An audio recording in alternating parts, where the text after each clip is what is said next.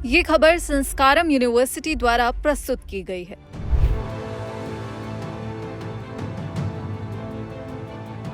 सोचिए, एक तरफ अमेरिका ईरान पर अब तक के सबसे बड़े आर्थिक प्रतिबंध लगाने की धमकी दे रहा है और दूसरी तरफ ईरान साफ संकेत दे रहा है कि अगर आर्थिक दबाव बढ़ा तो वो सिर्फ बयानबाजी तक सीमित नहीं रहेगा। ऐसे में सवाल ये है कि अगर अमेरिका ने ईरान की अर्थव्यवस्था को घेरने की कोशिश की तो तेहरान का अगला कदम क्या होगा। करीब 6 महीने से जारी संघर्ष के बीच खाड़ी क्षेत्र में तनाव पहले ही काफी बढ़ चुका है। अब अमेरिका की आर्थिक धमकियों ने इस तनाव को नए मोड़ पर ला दिया है। ईरान के पास जवाब देने के कई रास्ते हैं, लेकिन इनमें से कुछ कदम सिर्फ अमेरिका या ईरान तक सीमित नहीं रहेंगे, बल्कि पूरी दुनिया की ऊर्जा आपूर्ति और तेल की कीमतों को प्रभावित कर सकते हैं। सबसे बड़ा विकल्प है तेल निर्यात पर हमला। ईरान के पूर्व रेवोल्यूशनरी गार्ड्स प्रमुख और सुप्रीम नेशनल सिक्योरिटी काउंसिल के सचिव मोहसेन रेजाई पहले ही चेतावनी दे चुके हैं कि अगर आर्थिक युद्ध जारी रहा तो ईरान तेल का एक भी बूंद निर्यात नहीं होने देगा। उनका संकेत सिर्फ ईरानी तेल तक सीमित नहीं था, बल्कि उन्होंने स्ट्रेट ऑफ हॉर्मुज और पूरे फारस की खाड़ी से तेल के रास्ते रोकने की बात कही। यहीं से मामला पूरी दुनिया के लिए गंभीर हो जाता है।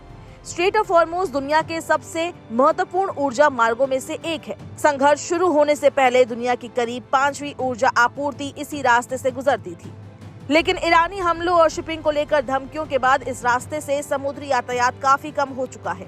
हाल के हफ्तों में कुछ तेल टैंकर जरूर इस मार्ग से गुजरे हैं, लेकिन आवाजाही का स्तर अभी भी काफी नीचे बताया गया है। ईरान ने हाल ही में उन 45 टैंकरों को भी ब्लैकलिस्ट किया जिनके बारे में उसका कहना है कि उन्होंने हॉर्मुज में लागू किए गए उसके नियमों का पालन नहीं किया। अगर टैंकरों पर हमले बढ़ते हैं या उन्हें खाड़ी से बाहर निकलने में खतरा बढ़ता है तो इसका सीधा असर तेल बाजार पर पड़ सकता है। तेल की कीमतों में तेजी सिर्फ ईंधन महंगा नहीं करेगी, बल्कि दुनिया भर में महंगाई का दबाव भी बढ़ा सकती है। ईरान का दूसरा रास्ता लाल सागर और बॉब अल मंदेब के जरिए दबाव बढ़ाना हो सकता है। ईरान के सहयोगी हूती पहले से ही लाल सागर में जहाजों को निशाना बनाने और धमकियां देने के कारण अंतर्राष्ट्रीय शिपिंग के लिए चुनौती बने हुए हैं। चीन की कुछ शिपिंग कंपनियों द्वारा भी बॉब अल मंदेब से दूरी बनाने की खबरें सामने आई है। अगर इस इलाके में हमले और बढ़ते हैं तो जहाजों को लंबे वैकल्पिक रास्ते अपनाने पड़ सकते हैं। इसका मतलब होगा ज्यादा समय, ज्यादा ईंधन खर्च और वैश्विक सप्लाई चेन पर अतिरिक्त दबाव। तीसरा खतरा खाड़ी के देशों पर हमला है। ईरान पहले ही चेतावनी दे चुका है कि जो पड़ोसी देश अमेरिकी कोशिशों में उसका आर्थिक रास्ता रोकने में मदद करेंगे, उन्हें जवाब दिया जा सकता है। संघर्ष के दौरान खाड़ी देशों और जॉर्डन में मौजूद अमेरिकी ठिकानों को निशाना बनाए जाने की घटनाएं भी सामने आई है। लेकिन अगर हमले तेल और गैस के उत्पादन केंद्रों तक पहुंचते हैं तो मामला और गंभीर हो सकता है। इसके अलावा बिजली और पानी के डिसैलिनेशन प्लांट भी संभावित संवेदनशील ठिकाने हो सकते हैं। खाड़ी के गर्म और शुष्क इलाकों में पानी की सप्लाई पर असर पड़ना बेहद गंभीर मानवीय और आर्थिक संकट पैदा कर सकता है। चौथा विकल्प है साइबर हमला।